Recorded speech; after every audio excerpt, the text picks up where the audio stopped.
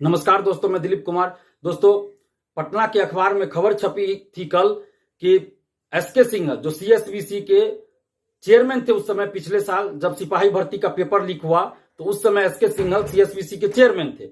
उन्होंने क्वेश्चन छपाई के लिए 10% का कमीशन लिया था प्रिंटिंग प्रेस वाले से, और इनको जब चेयरमैन बनाया गया था उस समय भी हमने विरोध किया था कि एसके सिंघल ईमानदार छवि के अधिकारी नहीं है, ऐसे लोग को सीएसबीसी का चेयरमैन नहीं बनाया जाए। लेकिन सरकार ने एसके सिंघल को चेयरमैन बनाया। जब पेपर लीक हुआ पिछले साल सिपाही भर्ती का, उस समय से हम बोलते आ रहे हैं कि एसके सिंघल पेपर लीक में संलिप्त है, एसके सिंघल को गिरफ्तार किया जाए, कठोर कानूनी कार्रवाई किया जाए। आज देखिए सारी बातें सामने आ रही है। अखबारों में कई बार एक खबर छपी है एसके सिंघल को लेकर, और कल तो खबर छपी कि आर्थिक अपराध इकाई की जांच में यह बात आई है कि 10% का कमीशन लेते थे एसके सिंघल, यानी कि एसके सिंघल कमीशन खोर व्यक्ति निकला। ये बिहार के डीजीपी रह चुके हैं। अब आप सोचिए, कोई व्यक्ति जो बिहार का डीजीपी रह चुका हो और वो सीएसबीसी सिपाही भर्ती बोर्ड का चेयरमैन बने और वो 10% का कमीशन लेता है, तो आप सोचिए कि डीजीपी रहते हुए उन्होंने क्या क्या किया होगा बिहार में, और कानून व्यवस्था के साथ कितना खिलवाड़ किया होगा। हम सरकार से ये मांग कर रहे हैं, नीतीश कुमार जी से ये मांग कर रहे हैं कि एसके सिंघल पे कठोर कानूनी कार्रवाई की जाए। क्यों एसके सिंघल को बचाया जा रहा है? कौन है वो बड़ा नेता जिसके चलते एसके सिंघल को बचाया जा रहा है? और पटना के वो 3 शिक्षक कौन है?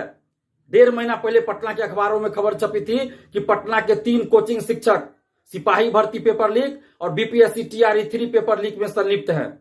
तो उन तीन शिक्षकों का नाम आज तक सार्वजनिक क्यों नहीं किया गया? हम सरकार से ये सवाल कर रहे हैं, नीतीश कुमार जी से हम सवाल कर रहे हैं कि उन 3 शिक्षकों का नाम सार्वजनिक क्यों नहीं किया जा रहा है? कौन है वो नेता जो इन लोगों को बचा रहा है, संरक्षण दे रहा है? कौन राजनीतिक संरक्षण दे रहा है? बिहार के लाखों छात्र युवाओं के भविष्य के साथ खिलवाड़ हो रहा है। जब भी पेपर लीक होता है, बिहार के लाखों छात्र युवाओं के कैरियर को बेचा जाता है, उनके सपनों को बेचा जाता है, उनकी नौकरी को बेचा जाता है। और पेपर लीक में संलिप्त बड़े बड़े शिक्षक अधिकारी को राजनीतिक संरक्षण मिल जाता है और वो लोग बच जाते हैं। नया कानून बनाने से क्या होगा?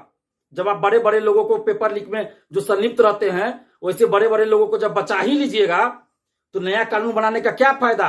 बिहार के छात्र युवाओं सहित बिहार की 14 करोड़ आम जनता ये जानना चाहती है, जानने का हक है कि कौन है पटना का वो 3 शिक्षक जो पेपर लीक में संलिप्त है। उसका नाम सार्वजनिक होना चाहिए, उस पर कठोर कानूनी कार्रवाई होनी चाहिए, उसका कोचिंग बंद होना चाहिए, और एसके सिंघल पे जल्द से जल्द कठोर कानूनी कार्रवाई हो, एसके सिंघल को गिरफ्तार करके जेल भेजा जाए, और भी जो लोग इसमें संलिप्त हो उन सभी पे कठोर कानूनी कार्रवाई होनी चाहिए।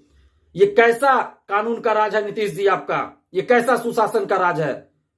ये कैसा भ्रष्टाचार पे जीरो टॉलरेंस है आपका नीतीश जी?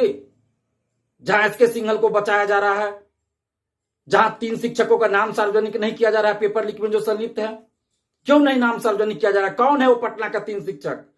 और इन शिक्षकों को किसका संरक्षण प्राप्त है? कौन नेता संरक्षण दे रहा है, जिसकी वजह से पुलिस भी हिम्मत नहीं कर रही है ऐसे शिक्षकों से पूछताछ करने की और इनका नाम सार्वजनिक करने की?